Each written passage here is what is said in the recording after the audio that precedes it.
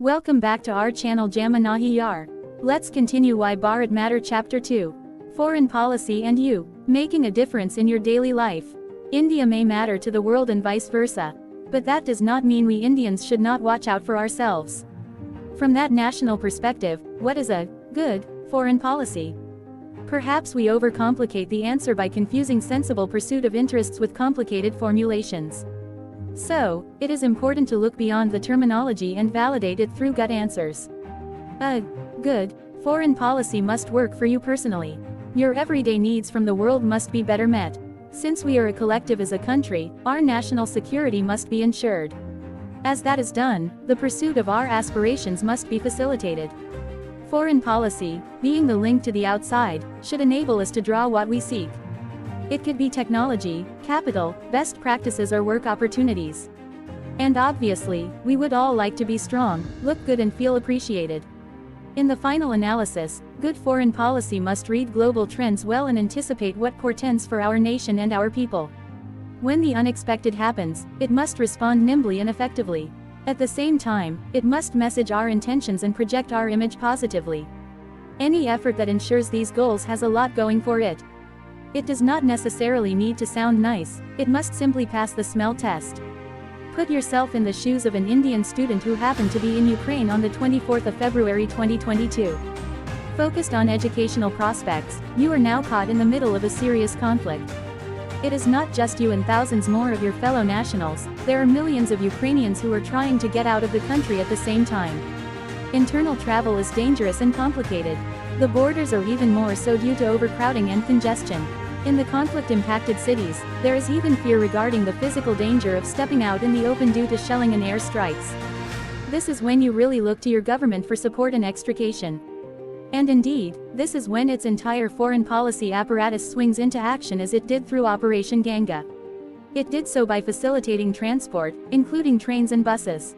It intervened at the highest levels in Russia and Ukraine to ensure ceasing of fire for safe passage. It engaged the border authorities to enable border crossing. And in extreme cases, such as in the city of Sumy, its representatives even traversed conflict zones to ensure the necessary logistics for your safety.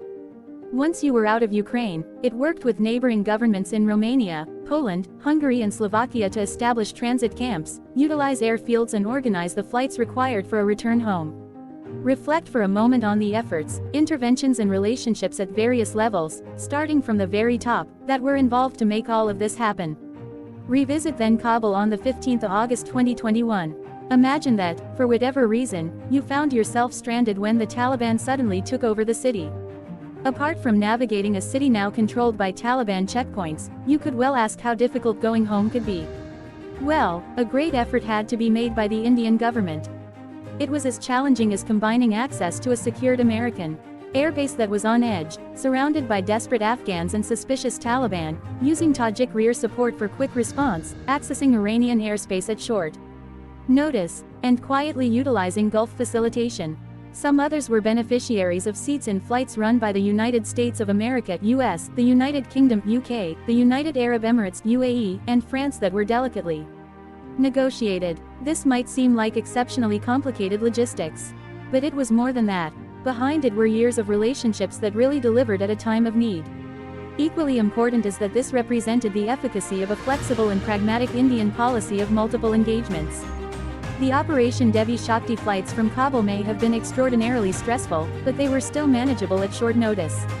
In terms of numbers involved, India's response to the demands generated by the COVID pandemic was much bigger.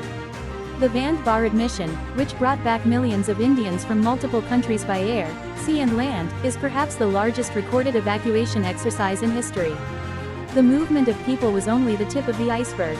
Driving it was a complex and intricate set of activities that included organizing, gathering, testing, housing and even feeding those waiting to be repatriated. Starting first at Wuhan and then moving on to Italy and beyond, this involved an intensive engagement with local, provincial and national authorities. And it covered everybody, from tourists and students to professionals and workers, even pilgrims, fishermen and seafarers. It was not limited to Indians coming back. Many staying abroad, in the Gulf, for instance, were given support directly or by interceding with local governments. Here, too, the results of cultivation by political leaders and diplomats paid off. A more recent example was that of the Indian community caught up in armed civil strife in Sudan in April 2023. Tensions may have been steadily building up over the past year, but nevertheless, expatriates are usually reluctant to leave until the worst case actually happens. In this instance, when it suddenly did, it put almost 4,000 Indian nationals in jeopardy.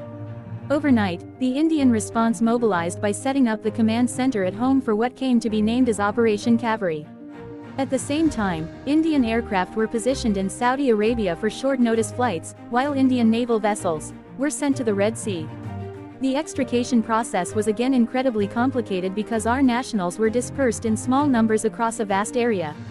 In the civil war situation, law and order broke down completely and even basic necessities became difficult to access. The Indian embassy worked under the most challenging circumstances, including the occupation of its premises by a warring party. The solution was to evacuate as safely, inconspicuously and rapidly as possible, three objectives that often collided especially in the face of personal and political pressures.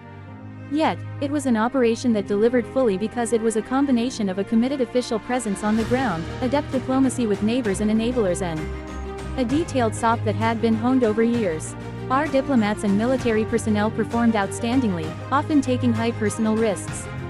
We saw partners like the Saudis, the British and the Egyptians go out of their way to help as well.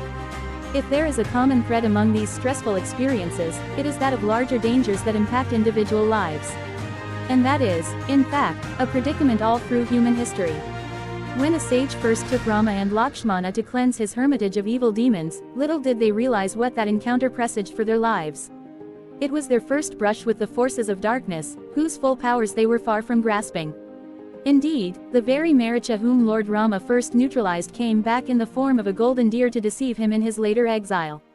Years later, in the initial phase of his banishment, Vanihi again pledged to protect the sages of Sharabanga, perhaps unknowing of where this was to lead him. There are so many instances of the future being decided by the juxtaposition of complicated events, be that the fate of the Monkey King Valley or the Eagle King Jatayu. A few like Maricha sense it but are still powerless to halt the course of destiny. In fact, the triggering event of King Dasaratha's boons is an example of an unintended decision leading to unanticipated consequences. This is also illustrated by the fact that Ravana does not even imagine the ultimate results of his abduction of Queen Sita. In our modern world, we, too, live with uncertainties and turbulence. No amount of anticipation can prepare us fully. Yet, we must always assess, plan and be ready to respond. A sensible government, which has the welfare of its citizens at the center of its thinking, will naturally put in place rules, regulations, mechanisms and practices for unforeseen contingencies. It would also constantly refine them based on experiences. That is exactly what has changed in the last decade, and if we look back, it is visible how much of a difference that has made to our common citizens. Dealing with a globalized existence. A parallel example in public health during the same period is equally instructive. When the first wave of COVID hit India in 2020, we scrambled across the world to procure personal protective equipment (PPE), masks and ventilators and did so in a seller's market as the demand far exceeded supply. Ingredients for the pharmaceutical industry with escalating requirements were also greatly sought after. Even the inputs for vaccines came from tens of companies spread out in multiple nations, and they were subject to the primacy of local demands. Commerce by itself was not adequate in such circumstances, contacts were needed for effective access and regulatory approvals. The second wave in 2021 saw a similar spike in demand for oxygen and specialized medicines from abroad. Locating, negotiating and contracting supplies became the priority of Indian diplomacy, and it really bent its back to deliver. These examples may be the products of extraordinary situations, but they do illustrate what is an undeniable reality. And it is that our daily life is increasingly influenced by what happens elsewhere, be they problems or solutions. So, the next time you are watching a foreign visit, hearing a discussion on an important relationship or reading a debate about interests abroad, take it very seriously. Remember that this may have a direct bearing on your well-being. Foreign policy matters not just in distress situations. It could literally determine your security, your job, the quality of your life and, as we discovered recently, even your health. It shapes what you hold dear: pride, values, reputation and image. For all these reasons and more, it is important that you take a greater interest in the world and understand what that could mean for your prospects. Let us explore what foreign policy could mean for you. Personally, if you are an Indian student, it may be the ease of getting a visa, the ability to travel during times of COVID, and perhaps employment after studies. If you are a business person, it could help you get access to foreign markets, receive information on regulations and practices, and, where circumstances demand, obtain assistance to solve problems. For professionals and workers, this may be visible in ensuring fair employment contracts, a stronger sense of protection and welfare measures in times of difficulties. For a stranded tourist, a sympathetic embassy provides much-needed succor and support and, in more threatening circumstances, even evacuation. But you do not have to be abroad to need foreign policy. It matters at home just as much. When it comes to security, external or internal, diplomacy could be a preventive measure, a mitigator or a problem solver. It can help raise awareness of a shared threat just as it can find partners against common dangers. So, if you are a soldier guarding our frontiers or a policeman grappling with terrorism, a good foreign policy makes your life a little easier. And then there is the economy, with its search for investment, technology and best practices, which can be enabled only by foreign policy. In each of these sectors, foreign relationships can accelerate India's progress. Cumulatively, what they do is expand employment and improve your quality of life. Whether it is the price of cooking oil that is imported or a smartphone produced collaboratively, a larger policy decision has just made some difference to your purse. Indeed, if there were any doubts at all on that score, the pressures and responses coming in the wake of the Ukraine conflict have set it to rest. But also reflect for a moment how much the big issues of our times, pandemic, terrorism and climate change, impact your very existence. Ask yourself whether we should not have a greater say in the search for solutions. It also matters to all of us what other nations think of India, our culture and our way of life. After all, the G20 presidency offers a unique chance to make the world more conversant with India and our own people more ready to explore opportunities abroad. Should we not then shape our image and influence the narrative? At the same time, the challenge is to do so without opening a way for external forces to interfere in our national debates and development. These are but a sample of how, in an increasingly connected world, the attitude, perceptions and interests of others are so relevant. If they have to be managed and leveraged, then it is all the more necessary for a sharper realization at home that foreign policy really matters. Diplomacy and national security. For all societies, security ranks foremost in their priorities. The reason is obvious: it affects the very nature of our collective. This has a territorial aspect as well as that of safety, law and order and well-being. They are often connected because together, they determine the national spirit and existence.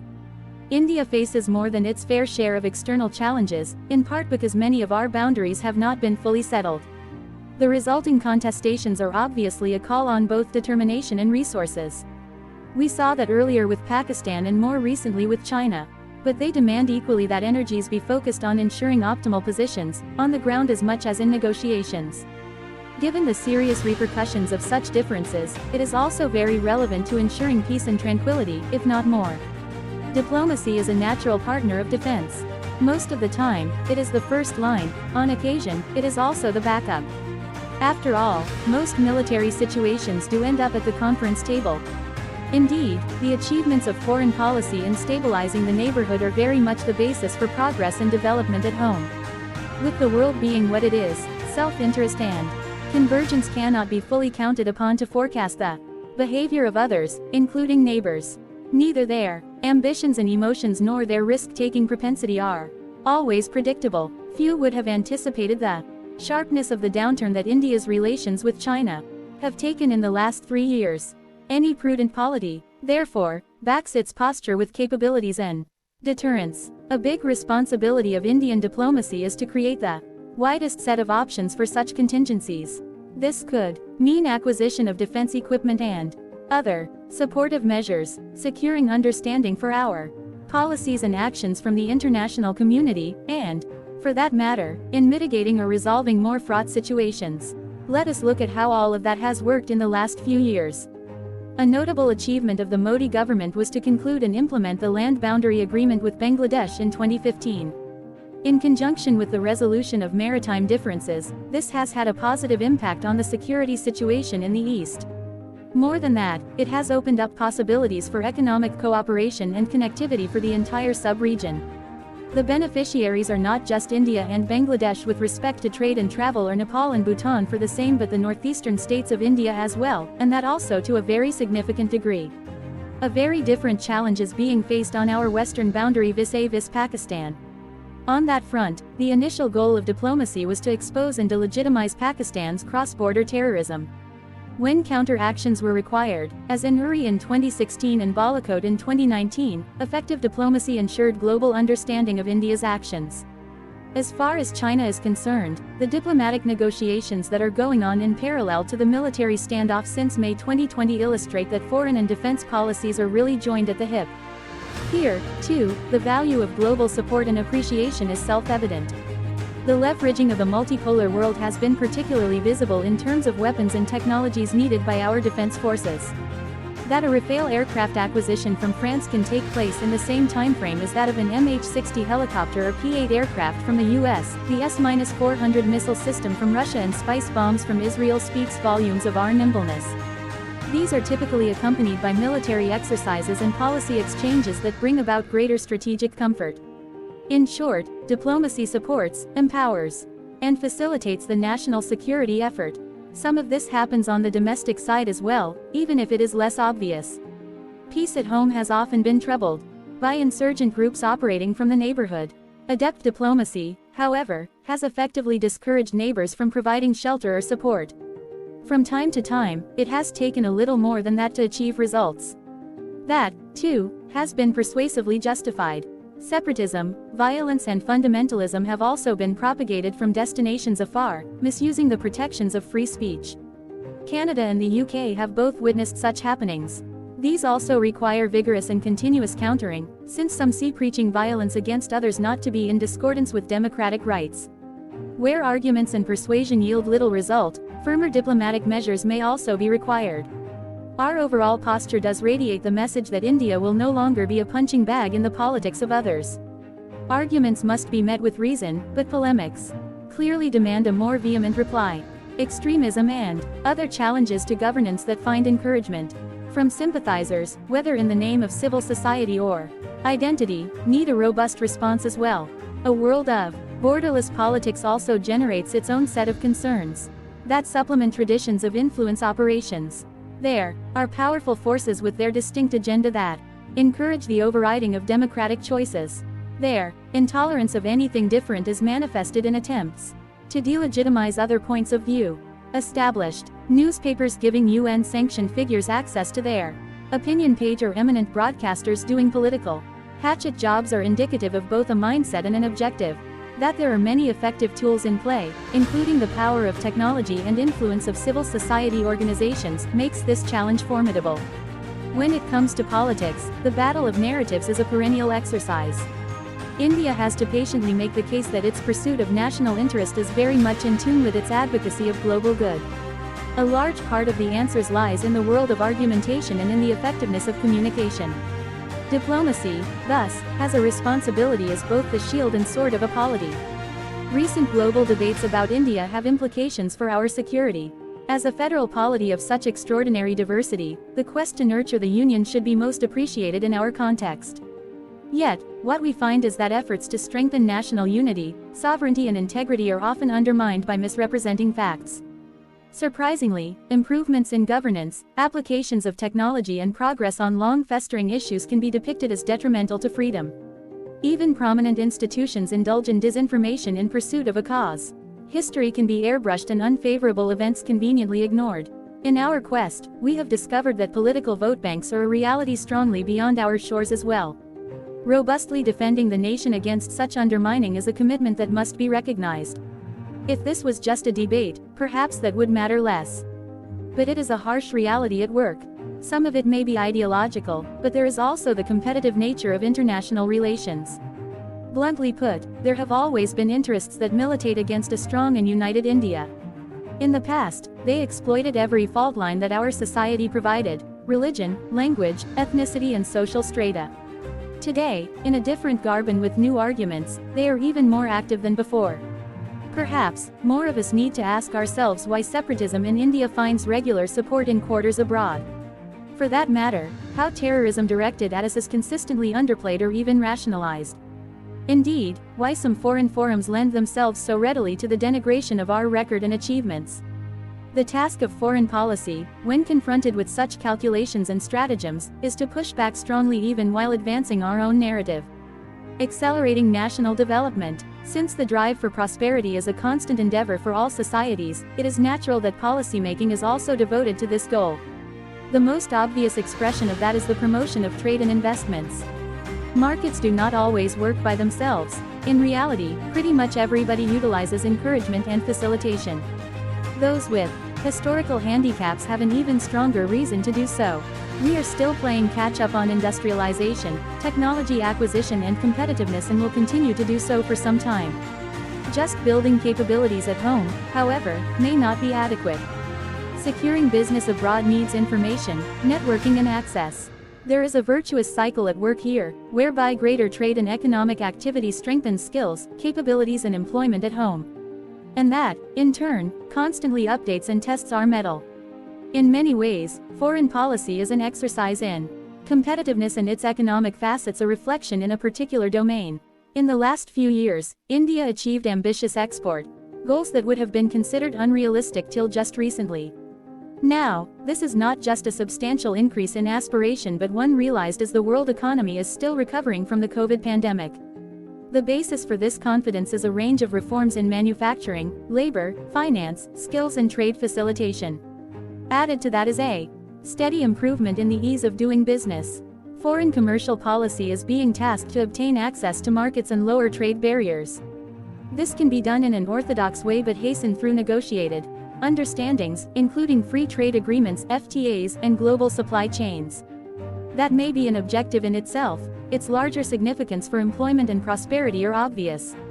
Increasingly, foreign policy contributes to the creation of new capacities at home. In Asia, all modernizing economies have single-mindedly focused their external interactions on obtaining capital, technology and best practices from abroad. Japan was the pioneer in this regard during the Meiji era, and China, after Deng Xiaoping, was the most successful in terms of scale. In the last few years, India, too, has embraced this mindset. We have notable examples of benefits to people from endeavors at the enterprise level or in national projects.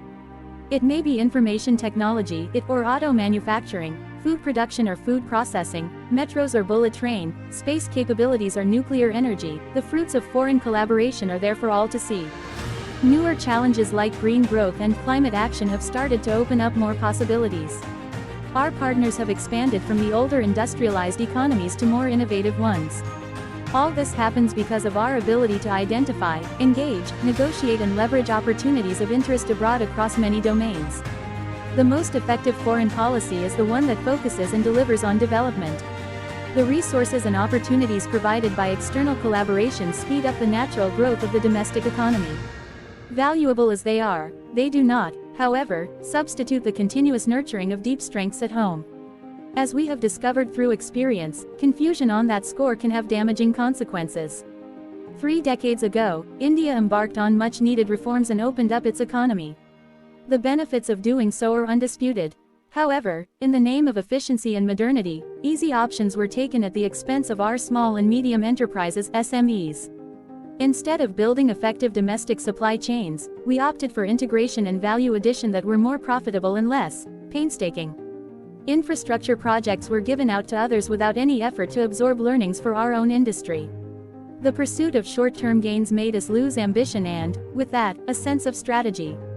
As a result, economic growth did not witness the commensurate scaling up of skills, strengths and capacities. In the last decade, we have awoken to the realization that mantras about globalization, if mindlessly applied, can cause real damage. Not just that, if economic choices are divorced from a strategic context, it could lead the country down a very dangerous path. The real debate is not whether we should be an open or a protected economy. It is whether we are an employment-centric and capability-driven one or just a profit-obsessed society content to be a market. Along with vulnerabilities, a dependent mindset has also been rationalized, which masquerades as globalized thinking. India's destiny is bigger than to be just a part of the future of others. Real growth is not only about GDP increase, it is equally about infrastructure, supply chains, skills, finance and socio-economic progress. When we sacrifice the latter for the former, our long-term prospects are imperiled. We could slide into strategic lock-ins without even being aware. Foreign policy is surely an instrument to advance our strategic course. It is equally an insurance that our big picture is the right one. In an era of more interdependence and interpenetration, it is also expected that all nations will seek to expand their zones of deep influence beyond their national boundaries. In the past, trade, finance, military activities and migration were some of the means to do so. Nowadays, the role of connectivity and socio-economic collaboration has become more salient. This is an important realization for a nation like India, whose reach was constrained by partition. As we grow in different dimensions, strategic sense dictates that our prosperity serves as a larger incentive for the entire region. Realizing this, the Modi government has significantly expanded connectivity and collaborative initiatives with neighbors. Its results are evident in new road and rail connections, waterways, port access and transit rights, power grids and fuel flows, and especially in the movement of people. South Asia is undergoing a real transformation by encouraging win-win outcomes and buy-ins by partners. The Neighborhood First outlook addresses this challenge in the immediate vicinity, just as parallel policies do in the extended neighborhood. India's support to neighbors during the COVID period also reflected this very thinking. Interdependence, however, has its own downside and can be leveraged unfairly when global norms are cast aside. Exposure to competitive polities, therefore, needs constant monitoring. We cannot always assume that all others will play by the rules. For that reason, as an interpreter of the world, diplomacy is also voice of caution. It informs a society of the risks and pitfalls even as it explains opportunities. Doing so in a systemic and organized manner is part of formulating strategy. By its very nature, foreign policy develops a comprehensive outlook and can guide other sectors. It could be trade and technology, or education and tourism. Current times, in particular, require a holistic approach to relationships. Accessing a global workplace, India may be blessed with an enormous human capital, but among the shortcomings is the inability to utilize that advantage to the fullest. Like many other aspects of life, that, too, is changing. National campaigns launched after 2014 are addressing a vast range of socio-economic challenges, ranging from gender discrimination and health to education, skills and employment. In this period, virtually every domain has seen a change due to progressive policymaking. Infrastructure growth, manufacturing expansion, smart cities and labor codes are among the notable examples. Our definition of basic necessities has changed to include access to water, power, housing and health. This has consequences not just for our national ambitions but also for global society. At a time when demographic constraints are impacting the developed world, there is a real prospect of Indians gaining significantly in the global workplace. Till now, that has been self-driven, with policymakers largely agnostic on this happening. However, a conscious effort at bringing our human capital into play on the world stage can create a different set of outcomes. Employment prospects of Indian students studying in the US, Canada, Australia and Europe are now prominent in our agenda.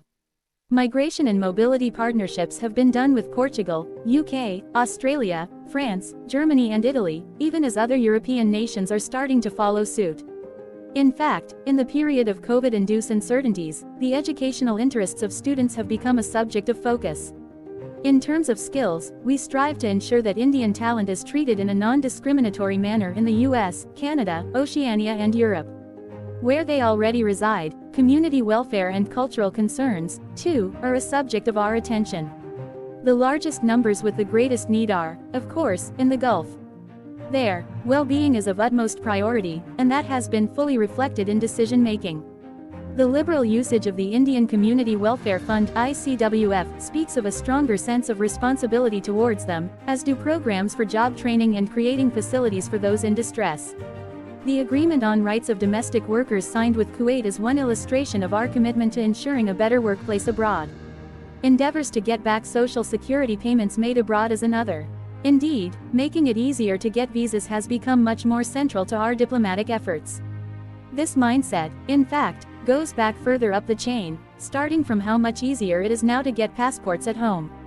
By expanding the application centers fourfold and simplifying the verification process, the ability to travel and work abroad has undergone a sea change. Today, new prospects are opening up for Indian skills as a result of negotiated agreements, be it with Japan, Europe, the Gulf or Russia. Foreign policy is helping to make the world much more accessible to the average Indian. And they set out far more confidently than before, knowing that we have their back in times of difficulty. The Vande Bharat mission, which brought back millions of Indians during the COVID waves, was as much a statement of capability as of commitment towards our workers and students, seafarers and tourists. Those who have forayed into the world recently may have grown in numbers. But let us not forget that contemporary migrants join historically established communities to create the largest diaspora in the world. It is natural that their welfare and interest is connected deeply with foreign policy. As India's global standing has gone up, they too have reaped the benefits of association. This is quite apart from the undoubted achievements that they can legitimately boast of in their lands of domicile. In a more globalized world, they inevitably emerged as a more effective bridge to India. At the same time, a confident India has also taken pride in their successes and not shied away from a visible relationship. In some ways, the Indian diaspora is quite unique because, in contrast with those of other societies, its mobility was not driven by turmoil at home. On the contrary, its bonding with Mother India has grown emotionally stronger with the advent to power of a more authentic representative. The 2014 event at Madison Square Garden marks a new era in diaspora connectivity. Its role has acquired greater value at both ends of the chain. For foreign policy, this may mean some additional responsibilities but surely provides greater sources of support. As a result, initiatives pertaining to the diaspora have expanded so as to strengthen its bonding with India. Sensible foreign policies obviously have to address bread and butter issues. However, there are bigger questions to consider as well, especially for large nations. 3 contemporary examples of urgent global concerns are pandemics, terrorism and climate change. No country can really afford to be oblivious or indifferent to such challenges. Smaller states are impacted, larger ones even more so. For a nation like India, quite apart from their direct consequences, there is also the need to shape the direction of global debate. This, therefore, becomes as much an exercise of responsibility as of influence. An examination of the recent record on these matters offers some learnings. India has been a major factor in global deliberations regarding the countering of terrorism. If the awareness of those threats is more or the tolerance is less, our efforts have made no small difference. On climate change, India not only helped forge a consensus in Paris in 2015 but, in contrast to many others, has stayed true to its commitments. In Glasgow in 2021, these were taken to an even higher level. The International Solar Alliance (ISA) and the Coalition for Disaster Resilient Infrastructure (CDRI) are 2 notable examples of its leadership in climate action. On the pandemic, its supply of medicines and vaccines and deployment of teams abroad spoke volumes about its internationalism. In the decade that has passed, the new energy in India's endeavors is evident, notably in PM Modi's own engagements. Indian diplomacy has changed profoundly, be it in terms of bilateral visits, collective summits, development partnerships or opening of embassies. Indian citizens of every category are more assured that their concerns are addressed and interests advanced. The benefits at home of a more proactive approach abroad are equally visible. On the global stage, India's greater relevance is being demonstrated in a variety of ways.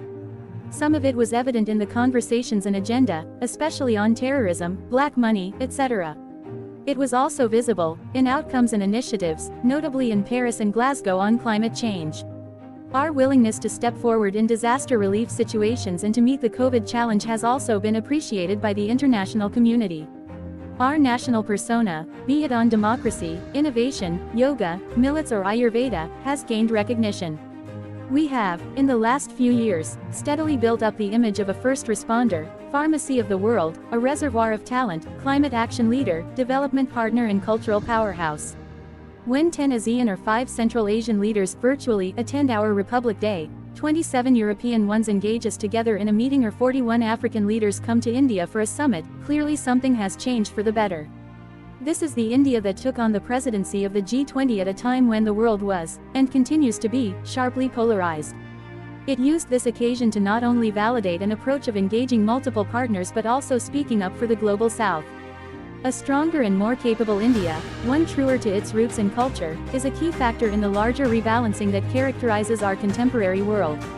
At a time when there are many more power centers, our place in a multipolar order is clearly more assured. In an era that is more globalized, our talents, capabilities and contribution have a growing value for the rest of the world. As we celebrate 75 years of independence, there is good cause for Bharat to be confident about its prospects. But to be so, it is equally important to be fully aware of the opportunities and challenges that the world currently presents. And surely, that will happen once we appreciate that foreign policy really matters to us. Thank you for listening. Please subscribe.